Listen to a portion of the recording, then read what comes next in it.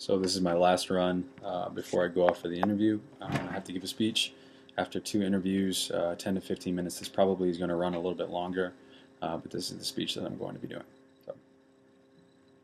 Tranexamic acid, TXA. Now, while it may just seem like a simple acronym, completely devoid of any type of tangible meaning, the implications of financial benefit for the hospitals that use TXA, it's considerable. Now, according to the CDC, the Centers for Disease Control and Prevention, the holy grail of health information within the United States and abroad, we have 136 million admissions to the emergency department each year. Of those, 31 million ultimately are admitted for what we would refer to as unintentional physical injury. Of those, further down the road, 250,000 people, 250,000, ultimately end up dying. That's unacceptable. Now, while it's impossible to prevent trauma, what can be done is we can improve outcomes. While it's impossible for us to prevent 2 cars from colliding on the interstate, to prevent a farmer from losing limb during harvesting season, what can be done is we can improve outcomes. And what I mean by that is that we can increase our patient survivability, and if we're methodical enough, maybe we can save a few bucks in the process. Now, this past summer, I was fortunate enough to work at the now 2 hospital in the United States. While there, even more lucky, I was one of the 50 selected to do the Summer 3 nurse externship, and of those 50, the only one selected to work on trauma surgical intensive care. While working there, I was able to collaborate extensively with the most innovative and dynamic physicians, nurses, and hospital administrators in the country. Every single morning, we would funnel into the trauma surgical intensive care unit, and we would go into what could only be described as a glorified mop closet. And attending residents, interns, nurses, or a few respiratory therapists, occasionally hospital administrators, and myself, somewhere in the back corner on somebody's shoulders, we would talk about our most critically ill patients.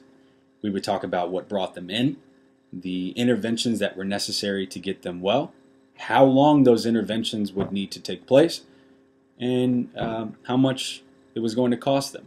The elephant in the room. How much is it going to cost the patient? Ultimately, how much is it going to cost us?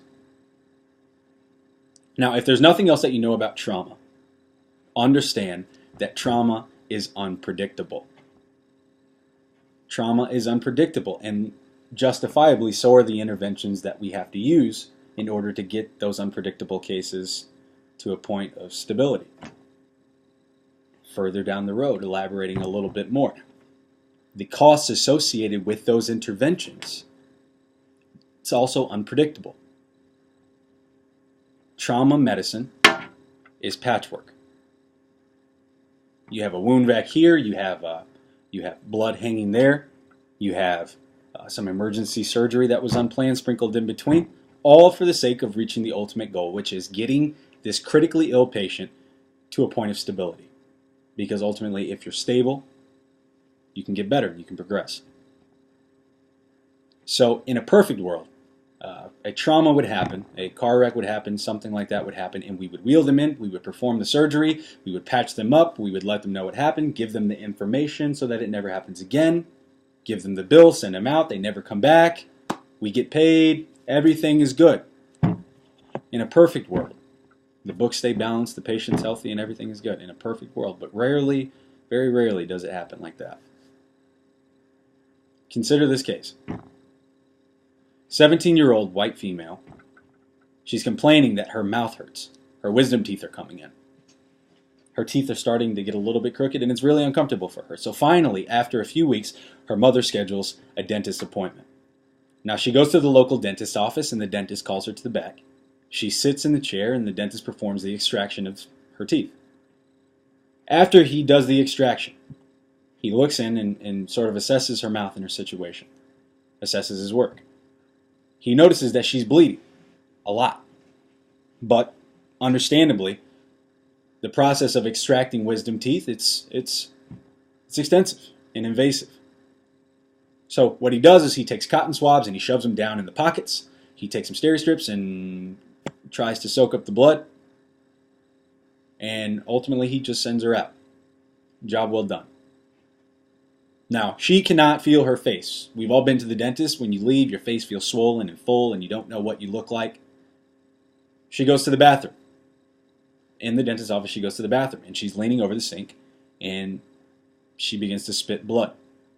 Blood's coming from her pockets. The steri strips and the cotton swabs are completely saturated with blood.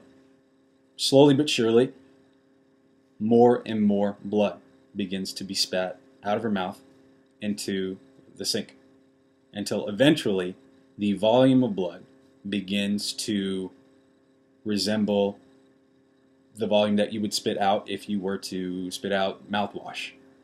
A lot of blood.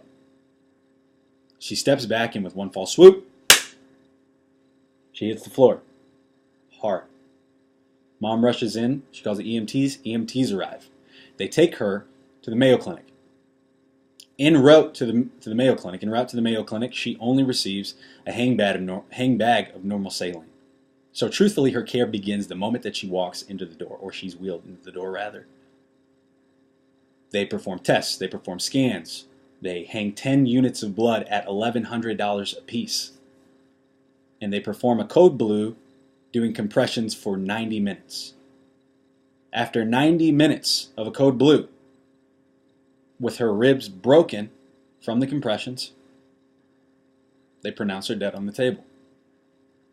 Her mother and her family, they're hit with the bill, a bill that they likely will not be able to pay. And ultimately Mayo has to pick up the tab. That particular situation on that day, everybody lost. Everybody lost. Tranexamic acid, TXA. It's a medication given in trauma, intravenously through the veins, to prevent massive bleeding during times of serious physical trauma. How it works is on a basic principle. Now, if you go into your kitchen and you stub your toe or you rub up against something sharp and you cut your leg, your body's natural response is to prevent that bleeding. So you form essentially a blood clot behind whatever that opening is where the blood is going through, wherever the cut is. Your body forms a matrix that ultimately forms a blood clot and closes off that hole so that blood cannot continue to run out. The tricky part about this, your body can only produce so many of those. So after a certain point, your body runs out of the ability to create those clots. Now, in a small scale, like cutting your leg or stubbing your toe, that's not an issue. Typically, we won't run into any issues. Now, consider the same situation where you stubbed your toe. Imagine your foot has been cut off. That's a much bigger problem. Blood clots aren't going to cut it. That cascade's not going to work. You're going to bleed, and you're going to bleed a lot. Tranexamic acid, TXA. It functions by allowing the body to produce more blood clots efficiently, and it essentially prevents blood clots that are already existing from breaking down. It cuts down on the amount of blood lost in traumatic situations. But it's not standardized. It's not our first line medication during traumatic blood loss. Why? The truth is nobody knows. We don't know. There's one hang-up to tranexamic acid that we're aware of, and that is that it is not standardized as far as dosage.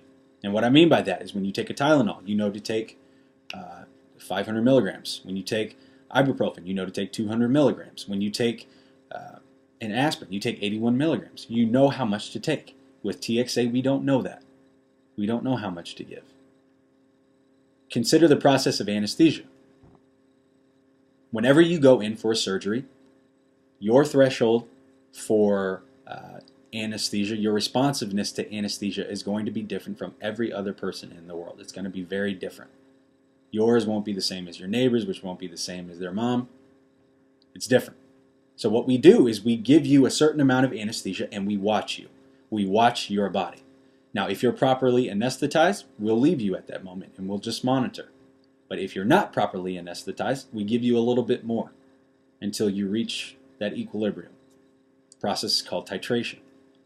Now, if this is a process that we use during brain surgery, during cardiac surgery, during exploratory surgery in the abdomen, why then would we not appropriate that logic to the use of TXA in life or death situations? I see no reason. Consider the research. In a 2012 study done by the Journal of Emergency Medicine, 20,000 patients were tracked in situations of traumatic blood loss.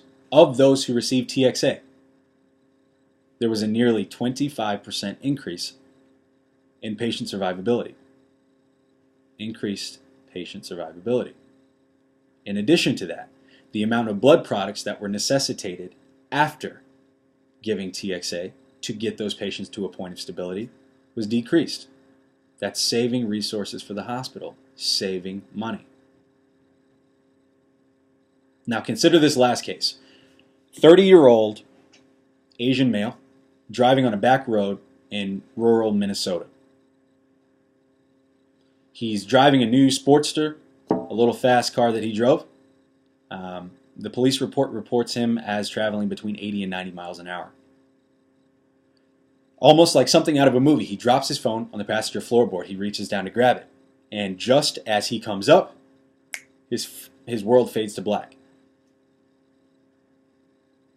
The police report claims that he hit head-on with a half-ton diesel. The car was crushed, as was his pelvis.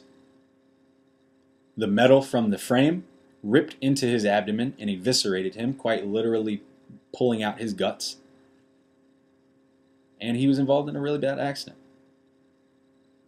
Paramedics arrive and they take him en route to the Mayo Clinic. The difference in this situation, on the way to the Mayo Clinic, he received tranexamic acid, TXA. As he came to the hospital, he did require surgery on his pelvis down the road, but what they were able to do is they were able to perform scans, they did tests, and they only required 4 liters of blood, 4 units of blood, excuse me. The amount of blood was cut down. Ultimately, after 2 weeks, he went home. Sore, very, very sore, but he was able to go home. Increased patient survivability. So, in conclusion, I kind of draw this rhetorical question. How is it possible that a much older male can get into a very serious car wreck, bone-crushing, eviscerating car wreck, and survive, but a 17-year-old, perfectly healthy, growing young woman goes to the dentist to get her teeth pulled and she dies? From the financial perspective of a hospital, how is it possible for us, or any hospital in general, to provide a low price tag on services rendered while not compromising the quality of care? The answer to that lies in how quickly and how effectively we're able to get our patients from a point of critically ill to a point of stability. While we cannot control trauma, we can't control when cars wreck, we can't control when a farmer hurts themselves, or when a young girl bleeds out from having her wisdom teeth pulled. What we can control are the outcomes after those traumatic situations. We can control how quickly and how efficiently we get these patients to a point of stability. That in turn will increase our patient survivability and will provide financial benefit to the hospitals. TXA, the use of tranexamic acid, provides increased patient survivability and financial benefits to the hospitals that employ its use.